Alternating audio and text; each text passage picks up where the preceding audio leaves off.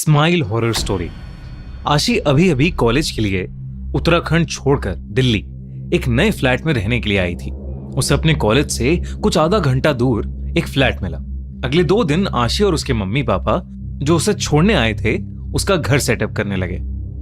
घर सेटअप करते हुए उन्हें पिछले ओनर्स का एक गत्ते का बॉक्स मिला, पर उसे उन्होंने जैसे तैसे का साइड में छोड़ दिया। 3 दिन बाद आशी को अलविदा कहकर उसके मम्मी पापा वापस अपने घर उत्तराखंड निकल गए। जाते जाते आशी की मम्मी पीछे मुड़ी और कस के उसे दोबारा गले लगाकर कहने लगी कि उन्हें कुछ अजीब सी बेचैनी हो रही है। अच्छा होता अगर आशी इस बेचैनी को थोड़ी और सीरियसली लेती, क्योंकि अगले कुछ दिनों में जो उसके साथ घटने वाला था वो किसी ने भी सोचा नहीं था। आशी को फोटोग्राफी और एडिटिंग का बहुत शौक था और वो इसी फील्ड में आगे भी कुछ करना चाहती थी, मगर घर पर पैसों की थोड़ी कमी होने की वजह से वो कभी अपने लिए प्रोफेशनल कैमरा खरीद नहीं पाई थी। पर वो दिल्ली आकर खुश थी। उसने कॉलेज में बहुत से दोस्त बना लिए थे। आने वाले सैटरडे को उसने अपने दोस्तों के लिए एक छोटी सी पार्टी भी रख ली। देखते ही देखते फ्राइडे आ गया। कॉलेज से लौटते ही उसने पार्टी के लिए घर की साफ सफाई शुरू कर दी। बालकनी साफ करते हुए उसकी नजर कोने में पड़े उस गत्ते के बॉक्स पर पड़ी, जो इतने समय से बाहर पड़े पड़े बिल्कुल सड़ गया था। उस बॉक्स से सड़ रहे गत्ते की स्मेल आ रही थी, मगर न जाने क्यों वो आशी को अपनी तरफ आकर्षित कर रहा था। जब आशी ने वो बॉक्स खोलकर देखा तो उसमें पुराने सामान के साथ एक विंटेज कैमरा और एक रील पड़ी थी। आशी ये देख बहुत खुश हो गई और उसने झट से वो कैमरा खोलकर पुरानी रील हटाई और नई रील भर उससे फोटो खींचनी शुरू कर दी। वो कहीं ना कहीं हैरान भी थी कि इतने पुराने बॉक्स में जब बाकी सब तबाह हो चुका है तो एक कैमरा अभी तक कैसे चल रहा है। पर उसने अपने इन सारे ख्यालों को साइड में रखा और जल्दी से जाकर बाहर लगे फूलों, गमलों और पौधों की फोटो खींचने लगी। आशी के फ्लैट के ठीक सामने एक बूढ़ी आंटी मिसेस कौशिक रहती थी, जो हर सुबह उसे कॉलेज जाते समय गुड मॉर्निंग कहा करती। उन्हीं आंटी और उनकी बिल्ली को बालकनी पर देख आशी ने उनकी भी कुछ फोटोज खींची और सोचा कि उन तस्वीरों को वो डेवलप करवाकर आंटी को गिफ्ट करेगी। अगले दिन सुबह सुबह आशी ने पास के एक फोटो स्टूडियो से सारी तस्वीरें डेवलप करवाईं और एक एनवेलप में डालकर सीधा मिसेस कौशिक के पास चली गईं, जिन्हें वो फोटोज बहुत ज्यादा पसंद आई। जब आशी घर लौटी तो उसने बाकी तस्वीरों को भी देखना शुरू किया और हर तस्वीर में उसे एक बहुत ही अजीब चीज नोटिस हुई। उस कैमरा से ली गई हर तस्वीर के बैकग्राउंड में कहीं ना कहीं एक बहुत ही धुंधला सा साया था, जिसके मुंह पर एक मुस्कान थी। उन फोटोज को देखते देखते आशी उनमें कहीं खो सी गई।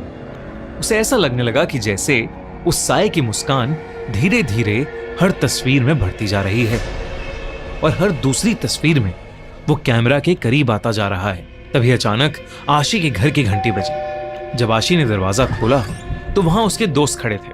सैटरडे आ चुका था और उसके दोस्त हाउस पार्टी के लिए पहुंच गए थे, पर आशी को अपनी तबीयत थोड़ी खराब लग रही थी, इसलिए उसने पार्टी कैंसिल कर दी और अपने फ्रेंड्स को वापस भेज दिया। जब वो अपने कमरे में वापस आई तो उसका ध्यान फिर से उस कैमरे पर गया। आशी ने इस बार उस कैमरे से खुद की शीशे में थोड़ी तस्वीरें खींची। तभी अचानक उस शीशे पर एक क्रैक बनने लगा। ये देखकर आशी के हाथ से वो कैमरा छूट गया। आशी जैसे ही पीछे मुड़ी उसे खुद की रिफ्लेक्शन शीशे में दिख रही थी, मगर उस रिफ्लेक्शन में उसके हाथ में कैमरा अभी भी था और उसके मुंह पर वैसी ही भयानक स्माइल थी, जिसे देखकर वो बहुत जोर से चिल्लाई और वहां रखी चेयर से टकराकर नीचे गिर गई। जब वो उठी तो वो शीशा बिल्कुल नॉर्मल था, बस उस पर एक क्रैक था। उसे लगा ये सब उसका वहम है, इसलिए वो चुपचाप जाकर सो गई। 2 दिन बाद आशी की पढ़ते पढ़ते अपने लिविंग रूम में ही दोपहर में आंख लग गई और रात को उसकी नींद 3 बजे खुली। आशी ने अपनी किताबें समेटी और अपने कमरे की ओर जाने लगी, मगर ड्राइंग रूम की खिड़की से उसने अपने सामने जो देखा उसे देखकर आशी के होश उड़ गए।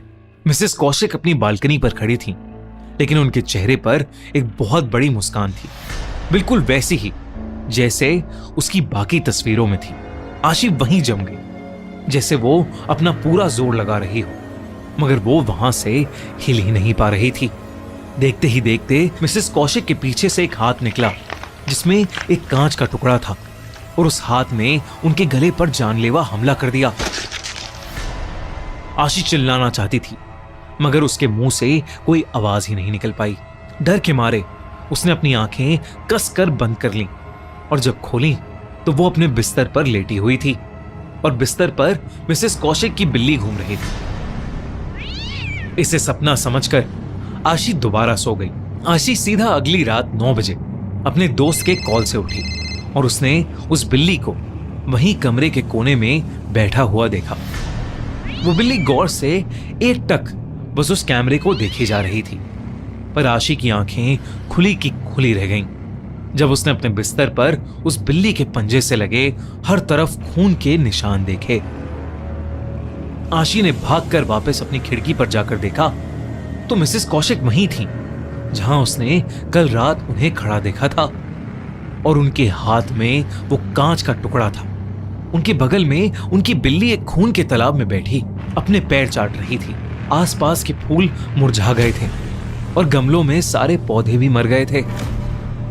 आशी दौड़कर अपने कमरे में गई तो वहां से बिल्ली गायब हो चुकी थी, मगर वो खून के निशान अभी तक उस कमरे में चारों ओर फैले हुए थे। आशी को कुछ समझ नहीं आ रहा था।